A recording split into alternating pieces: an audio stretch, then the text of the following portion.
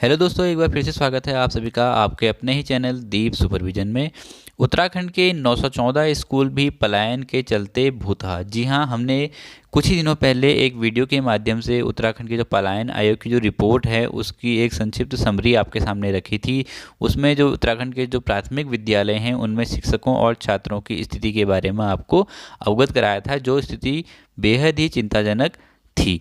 तो उसी से संबंधित ये पूरी खबर है और इसमें कहा गया है कि जो उत्तराखंड के 914 स्कूल हैं ये पलायन के चलते भूतहा हो चुके हैं, यानी कि वीरान हो चुके हैं। ना इन स्कूलों में अब शिक्षक हैं, ना ही यहाँ पर को अब विद्यार्थी हैं। और ये सभी चीज़ें हैं पलायन के कारण, क्योंकि जो ग्रामीण क्षेत्र हैं, जो पर्वतीय क्षेत्र हैं राज्य के, उन क्षेत्रों से अब क्योंकि वहाँ पर को मूलभूत सुविधाएँ उपलब्ध नहीं हो पा रही हैं लोगों को, तो अब वो शहरों की तरफ रुख कर रहे हैं और इस तरह के पलायन हो रहा है। और ऐसे विद्यालय जो हैं वो अब कहीं ना कहीं खाली हो चुके हैं। ना इन विद्यालयों में शिक्षक हैं, ना इन विद्यालयों में छात्र संख्या है यहाँ पर को। तो क्या है इस पूरी खबर में, इसको हम विस्तार से इस वीडियो में जानेंगे। उससे पहले अगर अभी तक आपने हमारे चैनल को सब्सक्राइब नहीं किया है तो चैनल को भी सब्सक्राइब कर लीजिएगा। जी हाँ, जो रिपोर्ट है ये ग्राम विकास एवं पलायन आयोग की रिपोर्ट है। उत्तराखंड फरवरी 2025 की रिपोर्ट में इसका खुलासा हुआ है। और इसमें देखिए अल्मोड़ा की चौखुटिया ब्लॉक में 33 स्कूल जो हैं वो भूतहा हो चुके हैं। भूतहा का मतलब यहाँ पर कोई ये है कि खंडर हो चुके हैं। कहीं ना कहीं अब यहाँ पर कोई शिक्षण कार्य संपादित इन विद्यालयों में नहीं होता है। प्रदेश के 914 प्राथमिक विद्यालय जो हैं छात्रों और शिक्षक दोनों ही नहीं है। 914 विद्यालयों में विकासखंड के अनुसार तुलना कर अल्मोड़ा के विकासखंड चौखुटिया में 33 ऐसे स्कूल हैं। प्रदेश के 235 अध्यापक रहित प्राथमिक विद्यालयों में विकासखंडों में रुद्रप्रयाग के जखोली के 15 स्कूल यहाँ पर को शामिल है। ये भी कहा गया है। यहाँ पर को 414 ऐसे स्कूलों की संख्या कुमाऊं में और 500 गढ़वाल में है। यानी कि 414 जो संख्या है, 414 यहाँ पर को कुमाऊं मंडल के स्कूल हैं और 500 यहाँ पर को गढ़वाल मंडल के स्कूल हैं, जो पूर्ण तरह से पलायन के कारण मूलभूत सुविधाओं के अभाव में बंद हो चुके हैं। यहाँ पर को इनमें खंडहर बन चुके हैं। यहाँ पर को शिक्षण कार्य संपादित नहीं किया जाता है। इसके अलावा 6149 स्कूल सिर्फ ऐसे रहे हैं जो प्रधानाध्यापक के भरोसे प्रदेश में चल रहे हैं। अब लगा लीजिए जो 6149 स्कूल हैं प्रदेश उत्तराखंड में, यहाँ पर को वो स्कूल केवल और केवल प्रधानाध्यापक एकल शिक्षक के भरोसे यहाँ पर को चल रहे हैं। ये भी एक बेहद ही चिंताजनक विषय है। यहाँ पर को उत्तराखंड में पलायन के चलते सैकड़ों गाँव वीरान हो चुके हैं। वहीं बेहतर शिक्षा के अभाव में उत्तराखंड के ग्रामीण क्षेत्रों में शहरी क्षेत्रों में पलायन हो रहा है। इससे प्राथमिक स्कूल भी भूतहा हो रहे हैं। ग्राम विकास और पलायन निवारण आयोग उत्तराखंड के फरवरी 2025 की रिपोर्ट के अनुसार उत्तराखंड के 914 प्राथमिक स्कूलों में अब न तो छात्र हैं, न ही कोई अध्यापक है। स्थिति यह है कि 2795 जो विद्यालय हैं उसमें से 235 ऐसे प्राथमिक स्कूलों में पंजीकृत हैं जहाँ शिक्षक ही नहीं हैं। इस रिपोर्ट में राज्य के पलायन प्रभावित क्षेत्रों में बेसिक और माध्यमिक शिक्षाओं के सुधार के लिए विभिन्न सिफारिशें भी की गई हैं। जो ये पलायन आयोग की रिपोर्ट है इसमें विभिन्न सिफारिशें भी की गई हैं। उन सिफारिशों को हम अगली वीडियो में ज़रूर कंसिडर करेंगे। उस पर हम यहाँ पर को काम कर रहे हैं। उस जो सिफारिशें दी हैं पलायन आयोग ने शिक्षा से संबंधित, शिक्षा की व्यवस्था को ठीक करने से संबंधित, तो उसमें सुधार सिफारिशों को हम अगली वीडियो में यहाँ पर को कंसिडर करने का पूरा प्रयास करेंगे। शिक्षा के अभाव में सबसे अधिक पलायन चमोली और पिथौरागढ़ जनपद में हुआ है, क्योंकि सबसे ज़्यादा जो पर्वतीय जिले हैं वो पलायन के कारण इफेक्ट हुए हैं। और चमोली में लगभग 19.73 और पिथौरागढ़ में 19.52% जो पलायन का कारण शिक्षा का अभाव है। यहाँ पर को पलायन का कारण जो है वो शिक्षा का अभाव ही है, क्योंकि गुणवत्तापूर्ण शिक्षा मिल नहीं रही है। शिक्षक विद्यालयों में है नहीं, तो छात्र विद्यालयों में क्या करेंगे, क्योंकि एकल शिक्षकों के भरोसे अगर स्कूल चल रहे हैं तो भी कहीं ना कहीं स्थिति चिंताजनक है। और अभिभावक भी इसी कारण से पलायन कर रहे हैं और अपने बच्चों को बेहतर शिक्षा देने के लिए शहरी क्षेत्रों की ओर को पलायन कर रहे हैं।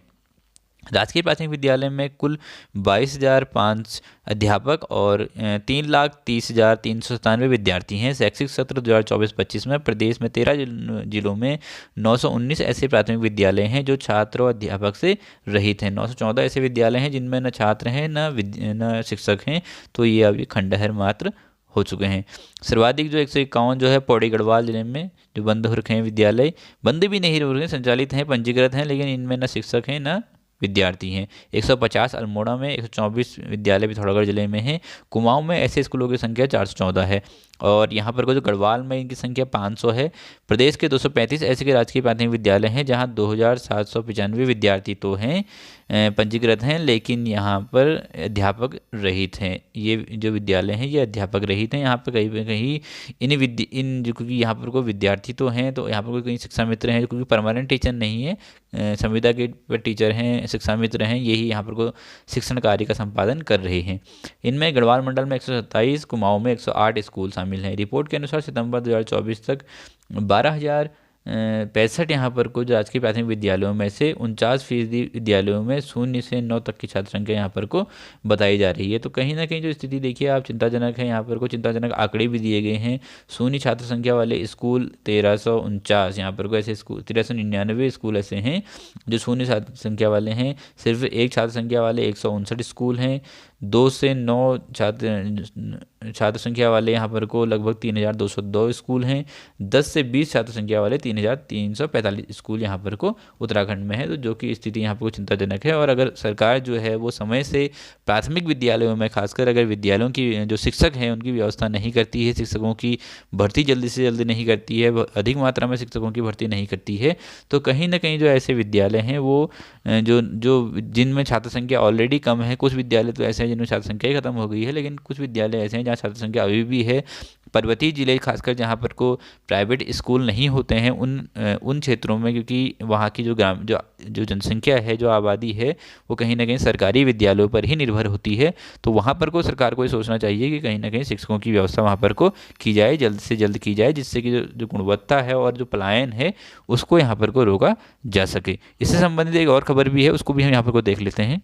देखिए इसमें कहा गया है कि जो स्मार्ट क्लास का सपना, रिटायरमेंट ने बढ़ाई चिंता। अब यहाँ पर कोई जो रिटायरमेंट भी होने वाला है, क्योंकि ऑलरेडी एक तो स्कूल में टीचर नहीं है और जो पुराने शिक्षक हैं वो यहाँ पर को अब रिटायरमेंट भी हो रहा है। तो जो 31 मार्च को यहाँ पर को बेसिक शिक्षकों की रिटायरमेंट होता है हर साल, क्योंकि नियत समय पर ही ये रिटायरमेंट होता है। और अब 31 मार्च को यहाँ पर को बहुत सारे टीचर हैं, 31 मार्च तक रिटायरमेंट उनका हो जाएगा। तो ये ज़िले के सरकारी स्कूलों में इस साल जो है वो 176 स्कूलों में स्मार्ट क्लास बनाने की तैयारी सरकार की ये योजना है। इसके लिए प्रत्येक स्कूल में लगभग 3,20,000 की जो रकम है खर्च की जाएगी। इन कक्षाओं में छात्र छात्राओं को नई तकनीक से पढ़ाई कराई जाएगी, लेकिन इन सब के बीच शिक्षकों की कमी विभाग के लिए चुनौती बनकर आई है। अब यहाँ पर कोई जो शिक्षकों की कमी है वो स्मार्ट क्लास जो योजना है, जो विभिन्न योजनाएं जो शिक्षा की गुणवत्ता को बेहतर बनाने के लिए की जा रही है सरकारी विद्यालयों में, तो फिर घूम फिर करके वही चीज़ जा रही है कि अगर स्कूलों में शिक्षक ही नहीं हैं तो फिर आप कैसे स्कूलों में शिक्षण कार्य का संपादन करेंगे,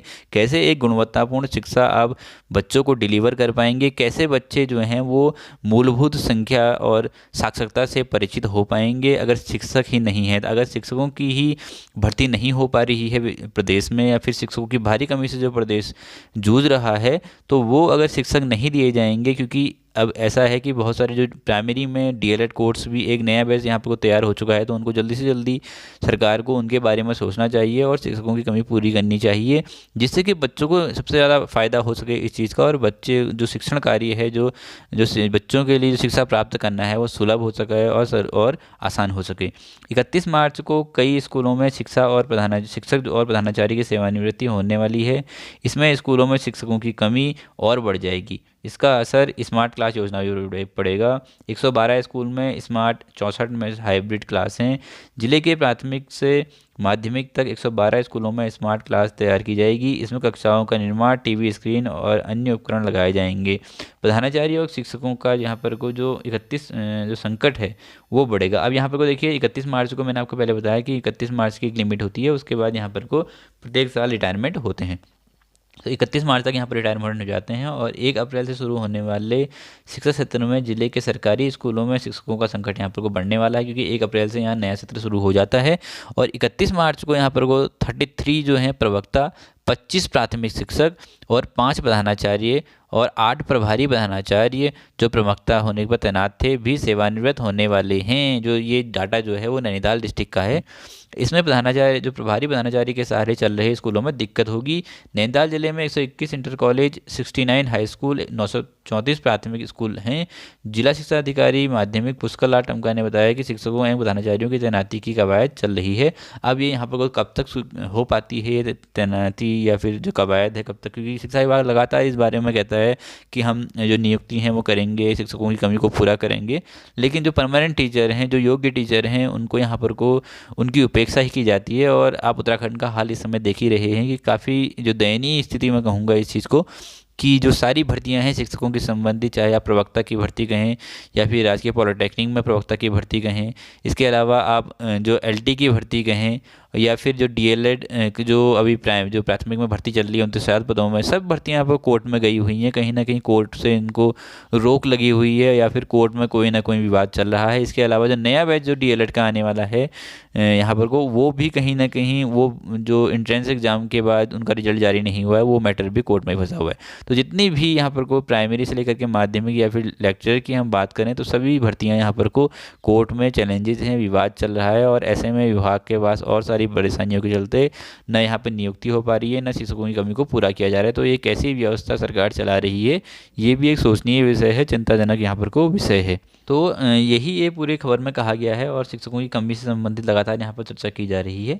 आने वाले समय में हम सोचेंगे, हम देखेंगे कि हो सकता है उत्तराखंड में कोई अच्छी न्यूज़ निकल कर सामने आए। और यही इस पूरी वीडियो में कही गई हैं चीज़ें, और मेरा लक्ष्य भी आपके सामने इन्हीं चीज़ों को लेकर के उजागर करना था। तो आज की वीडियो में बस इतना ही। अगर आपको ये वीडियो अच्छी लगी हो तो वीडियो को लाइक कर दीजिएगा, चैनल को सब्सक्राइब कर दीजिएगा और अपने कमेंट बॉक्स पर ज़रूर लिखिएगा कि आपको ये जानकारी कैसी लगी और इसमें आपकी क्या राय है कि उत्तराखंड में जो शिक्षकों की भर्ती जो नहीं हो पा रही है, जो कोर्ट में स्टे लग रहा है, उसका जो मूलभूत कारण क्या है, किन कारणों की वजह से ऐसी चीज़ें उत्तराखंड प्रदेश में हो रही हैं और बच्चों को गुणवत्तापूर्ण यहाँ पर शिक्षा से बच्चे यहाँ पर को वंचित हो रहे हैं। तो यही थी आज की वीडियो। आज की वीडियो में बस इतना ही। धन्यवाद।